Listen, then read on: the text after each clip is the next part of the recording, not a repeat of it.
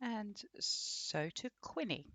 Now, Quinny is a satyr druid who has been growing up in a circle in a forest in the very, very far side of the known world, well away from um, cities or dwellings. And Quinny has never quite fitted into the circle of druids that she's grown up in. Born a druid, raised by druids, taught in the ways of the druids by her parents, um, and um, uh, understanding all the holy rituals and the requirements. And although Quinny feels very much in touch with nature, she feels less in touch with the ritual and the deep, intense learning of the circle where she's grown up. And so Quinny has spent a reasonable amount of her time um, uh, in the Feywild, and there's a gateway that she found many years ago, just outside of the forest where her circle was based, where she'd grown up.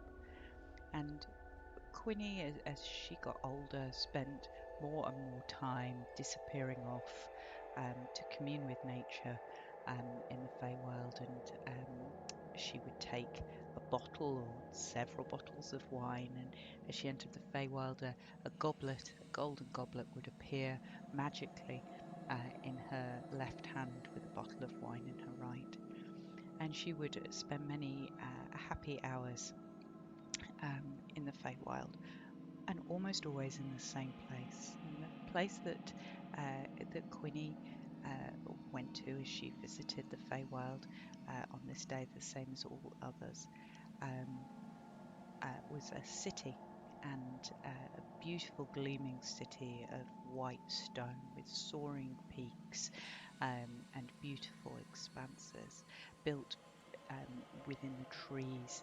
Um, so as you walk along the path, it appears to arise out of nowhere. And yet on this day, despite knowing exactly where she was going and how to get there, the city was in ruins. And the city appeared to have been in ruins for thousands of years.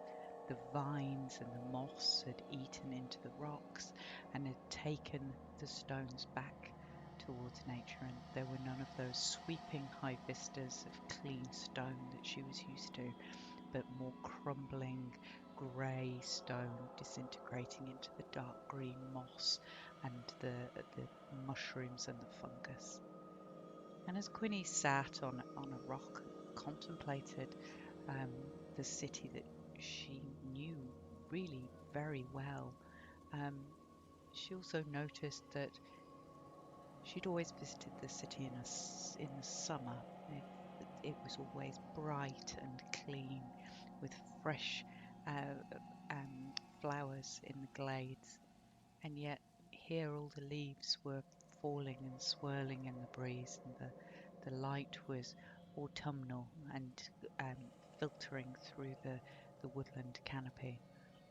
And despite understanding the Feywild almost instinctively after years and years of visiting, uh, the harder that Quinny imagined the city and its white stone and its sweeping expanses, the less she was able to get there.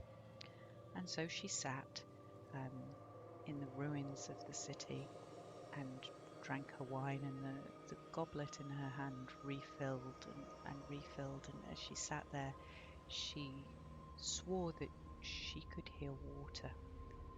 And that was strange. Quinny had, over the years, explored the expanses of this city, and there was no water nearby in the times that she had visited here, and yet she felt she should wander and and see what was around the next corner. Uh, and as she did so, she came upon a lake, the lake too was strange, for the swirling forests had disappeared, and the swirling leaves of the autumn had disappeared. And as she came round the corner, she came out into this expanse of clear mountain air. The air was almost thin, it was so crisp and bright, and the sunlight seemed much more white and bright than it usually did in the Feywild. And there was a pool, and the pool was beautiful, and she couldn't believe she'd never seen this before. And she sat under the shade of the cherry tree on the edge of the cliff and drank from the golden goblet and watched the water. And the more that she watched, the more that the waterfall appeared not to be a waterfall, and there was no bottom to the fall, and it appeared to be a solid column of falling water holding up a still pool. But the water in the pool wasn't flowing towards the edge, it was just completely static.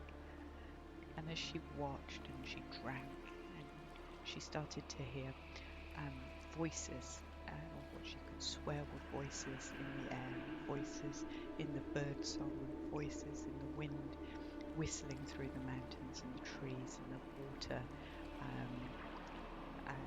lapping around the shores of the lake. And she could hear her name. Quinny was the only one we have available. Oh, could we really trust this to them? Well, she is the only one. I would wager she would fail at this as she has failed in the circle, but we have no one else. And Quinny was sure that she could hear the voices coming from further round the corner, further towards the lake. And she was sure as she could ever be, that they were talking about her and discussing her. And so she walked around the corner towards the edge of the lake. And as she came round the corner of the edge of the lake again, the foliage got thicker and thicker, and the light got bluer and bluer and greyer and greyer, and the clear light of the mountain disappeared, and this was more of a deep greeny blue turquoise, and in the water flitted lots of creatures. And as Quinny sat on the far side of the lake, she could see what appeared to be a figure sitting on a crumbling wooden jetty on the far side of the lake. And the woman was sitting with her feet and her hands in the water, and as she swirled her hands in the water, the creatures in the lake would swim towards her and almost glow with magic, and then swim back into the lake. And Quinny was transfixed, and she sat watching this lady while she drank from the golden goblet on the far side of the lake. And she could hear the voices. The voices were louder. They seemed to be coming from the creatures in the lake and the plants and the bushes and the trees around its side. She couldn't do a worse job. Well, I guess if she has good intentions but questionable methods, it may work, I suppose. Well, we have to send someone, and there is no one else. We have been asked to send someone. We must send someone. There is no one else. And as she looked up, the lady on the side of the lake looked back at her, and she looked profoundly sad and pleading, and this confused Quinny, and why there would be somebody of that ilk. And she walked with her goblet and her wine into the lake, and she started to walk across the lake, and the lake got deeper and deeper, and the water rose, and the creatures in the lake began to swarm around her feet, and she wasn't frightened.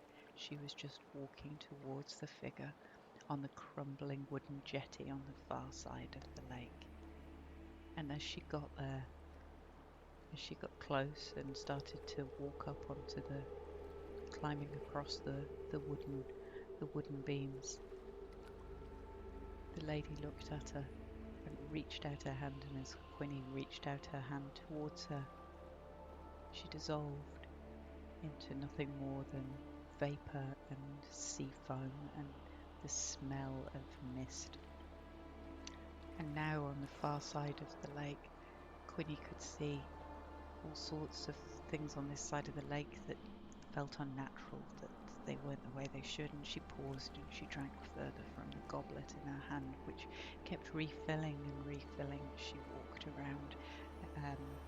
And she saw a pulsating light coming from the side of the bank, and around that pulsating light, coming out from that light, were horrible purple tangled vines with thick thorns reaching up and strangling the trees and the plants that would normally grow along the lakeside here. And out of this green light flew bats and large winged insects that started to swarm around the side of the lake. And Quinny felt compelled, and she drank more and drank more and drank further, and then placed her wine bottle down on the end of the wooden jetty and walked forward amongst the creatures flying out of the pulsating light on the side of the lake. And without really meaning to, without really thinking about it, she walked into the light and vanished. And the next thing she knows is that she crashes to the ground, and there are broken branches sticking all over, and she curses profoundly in Druidic, and her head is throbbing like the worst hangover she has ever had. And she looks around, and the swirling lights have gone, and there is no sound of water, and there is no lake, and instead she's surrounded by tall, dark trees, and the rain is falling, and the mists are flowing thick across the ground, and she sits at the bottom of this great tree trunk, towering many feet up into the dark sky. And this place feels unnatural. This place feels like somewhere that she has never been. And as she listens for the sounds of the forest, for the sounds of anything familiar, she hears the sound of a young voice going, "Slow down, mister. I can't keep up with you, Mr. Zephyr. I can't keep up. I think there's someone back there in the woods." And the sound of footsteps hurrying through what sounds like mud and uh, um, and cobbles somewhere off in front of her.